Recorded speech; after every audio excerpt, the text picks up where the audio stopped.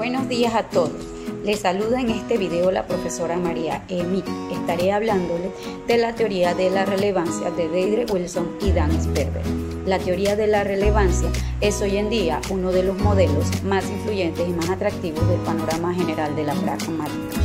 Esta teoría se fundamenta en el hecho de que lo que decimos y lo que queremos decir no siempre coinciden.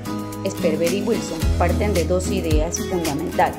La primera es que comunicarse no consiste simplemente en empaquetar los pensamientos o ideas en forma de palabras y enviarlos al destinatario para que éste, al desempaquetarlos, recupere los pensamientos e ideas que estaban en la mente del emisor.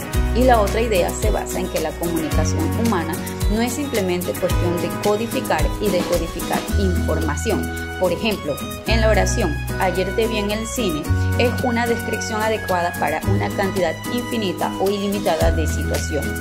Esto se refiere a que la representación semántica de una oración no puede corresponder exactamente a todos y a cada uno de los pensamientos que es capaz de representar en cada uno de los diferentes momentos el emisor, sino que debe ser de una naturaleza mucho más abstracta.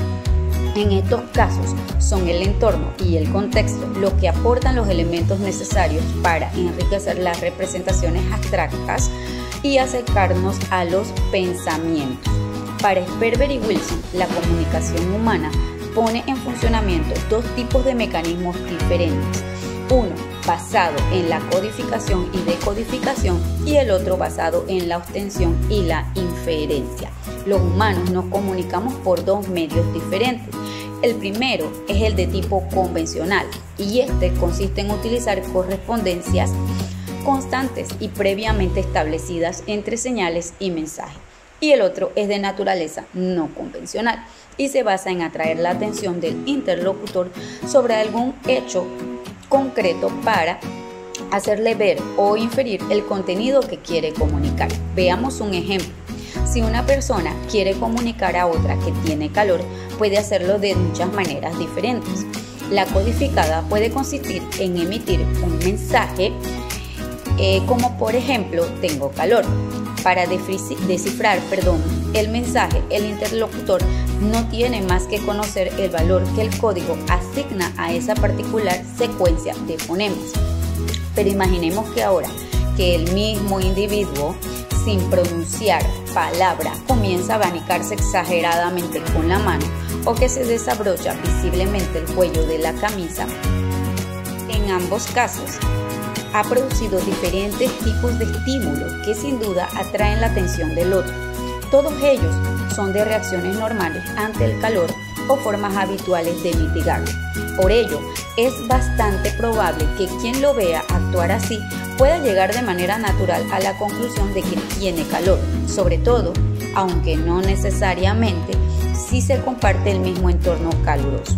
Pero téngase en cuenta que ninguno de los estímulos antes mencionados está convencionalmente asociado a un mensaje en concreto, que sería en este caso tener calor. Para que la comunicación se lleve a cabo con éxito, la persona a la que va dirigido el estímulo tiene que darse cuenta de tres cosas. 1. De que se trata de un estímulo intencional. 2. De que dicho estímulo va dirigido hacia ella. Y 3. De que es una modificación del entorno hecha con la intención de atraer su atención sobre algún conjunto de hechos. A partir de ese primer reconocimiento de que existe una intención comunicativa, debe inferir lo siguiente. Lo primero es qué información está siendo señalada y lo segundo, con qué intención está siendo señalada. La comunicación ostensiva consiste, por tanto, en crear muestras, pruebas o evidencias que atraigan la atención sobre un hecho o un conjunto de hechos para comunicar que algo es de una determinada manera con la intención de que el otro infiera a qué realidad se está haciendo referencia y con qué objetivo. De este modo, la ostensión proporciona dos niveles de información diferentes. Por una parte, la información que ha sido directamente señalada, es decir, aquel conjunto de hechos sobre los que se ha tratado de atraer la atención del interlocutor, y por otra la información de que los hechos han sido intencionalmente señalados. Hay que reconocer que el que produce el estímulo ostensivo tiene en principio bastantes probabilidades de éxito, ya que los mecanismos y estrategias propios de la psicología humana juegan a su favor. Parece ser una tendencia natural de nuestra especie el conceptualizar todo comportamiento en términos de intención, es decir, atribuirle un carácter intencional. Por otra parte, la codificación y decodificación y la obtención y la inferencia son independientes, pero se combinan para reforzarse mutuamente. Nuestro sujeto puede decir qué calor mientras se desabrocha el cuello de la camisa. Pueden también combinarse la codificación y obtención. En este caso, el estímulo verbal no codifica directamente el mensaje que se desea transmitir, sino que se señala otra realidad, para que sea el interlocutor quien concluya la inferencia necesaria que le permita recuperar la intención que hay detrás del enunciado. Un ejemplo puede ser que el sujeto diga: esta habitación es un horno. Es imprescindible que el oyente sea capaz de inferir cuál es el significado, que quiso dar y por tanto el contenido que quiso transmitir. La estrategia empleada combina con codificación e inferencia. Se codifica un mensaje diferente del que se quiere transmitir, para que sirva como estímulo a partir del cual el destinatario infiera el contenido que quiso comunicar. El proceso de inferencia es uno de los aspectos más destacados de la teoría de la relevancia. Es el que se refiere al cálculo de las inferencias por parte del destinatario. Recordemos que la inferencia es el proceso que nos hace aceptar como verdadero un supuesto sobre la base de la verdad de otro supuesto. Ello implica que la inferencia es un proceso que crea un supuesto a partir de otro, visto desde un ángulo distinto. Es un tipo de relación que enlaza dos supuestos. Recordemos además que un supuesto es cada uno de los pensamientos que un individuo tiene catalogados como representaciones del mundo real. Pueden ser opiniones personales, pueden ser creencias, deseos, entre muchos otros. Una inferencia además es un proceso deductivo. Cuando la inferencia extraída es correcta, ello no se debe tanto a la validez de los procesos lógicos que intervinieron, sino más bien a la existencia de restricciones específicas sobre la formación y la conformación de supuestos. Las reglas deductivas son de dos tipos, analíticas y sintéticas.